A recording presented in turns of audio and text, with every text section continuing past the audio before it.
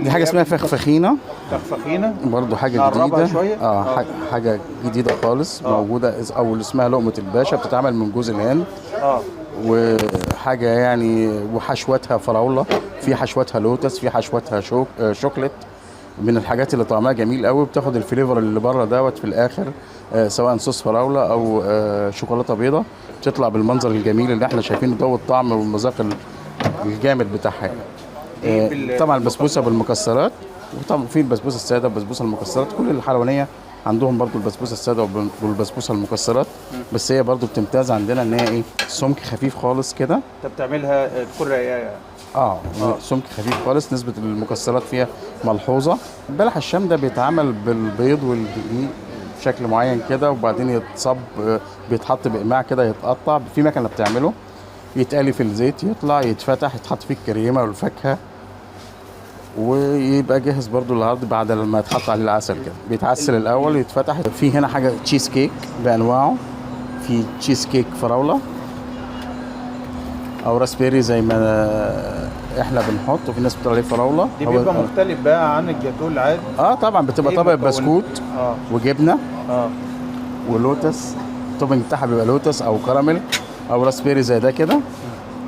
راسبيري زي ده كده، ده اللوتس. دي تورته اسمها شوكولاته جالاكسي، من الحاجات المميزه عندنا.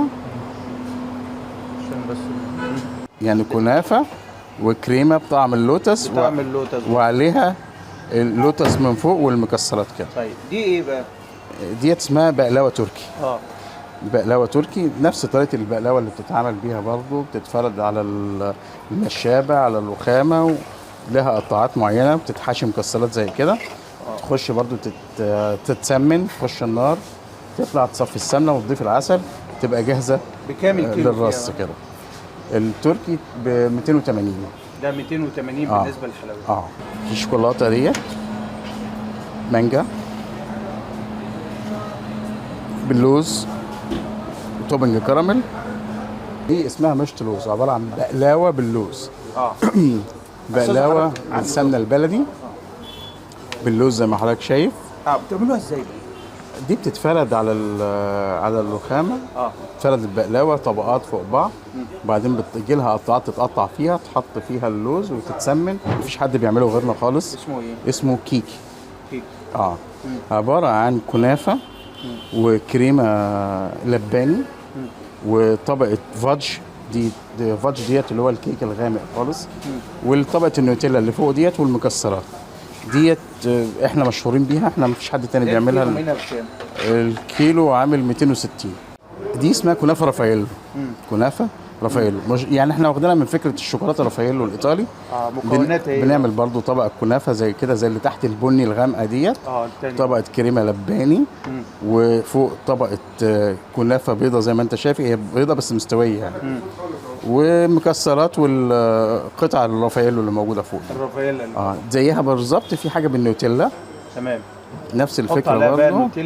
نوتيلا وكنافه متبصمه تحت، والمكسرات اللي هو اللي موجود.